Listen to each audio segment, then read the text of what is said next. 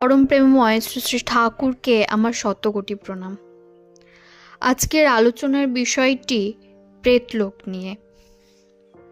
26শে অগ্রহায়ণ 1348 বৃহস্পতিবার এক দাদা শ্রী শ্রী ঠাকুরকে জিজ্ঞেস করলেন, প্রেতলোক কি?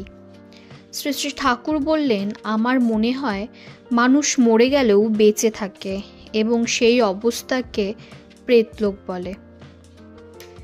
সেই দাদাটি শ্রী শ্রী ঠাকুরকে আবার জিজ্ঞেস করলেন, তার সঙ্গে যোগাযোগের কি কোনো উপায় নেই? শ্রী শ্রী ঠাকুর বললেন, কত কি তো শুনি। গোপাল তো গবেষণা করেছিল। গোপাল নাকি পড়েছিল একটা কাচের নলের মধ্যে একটা ইঁদুর মারার পর রডপসিনের পর্দার উপর নাকি হুবহু ইঁদুরের আকৃতির একটা সূক্ষ্ম ছায়া পড়েছিল। আমি একদিন বেলগাছতলার ঘরে শুয়েছিলাম, যেন দেহ থেকে বেরিয়ে গেলাম। রাস্তায় দুধওয়ালার সঙ্গে দেখা হলো, তার সঙ্গে কথা বললাম, আরও কি হলো সব মনে নেই। পরে এসে বহু কষ্টে আবার দেহের মধ্যে ঢুকে পড়লাম। পরে মিলিয়ে দেখলাম দুধওয়ালাকে যে কাজ করতে বলেছিলাম সে ঠিক তাই করেছে।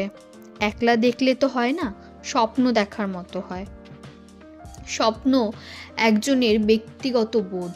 জিনিসটা যদি এমন হয় যে পরিবেশের কারো বোধ করার কোনো অন্তরায় না থাকে, তবেই তার যথার্থতা সম্বন্ধে নিঃসন্দেহ হওয়া যায়। সেই জন্য বৈজ্ঞানিক গবেষণা দরকার। গোপাল আরম্ভ করেছিল, চলে গেল, সে মানুষই বা কোথায় পাই? জয়গুরু।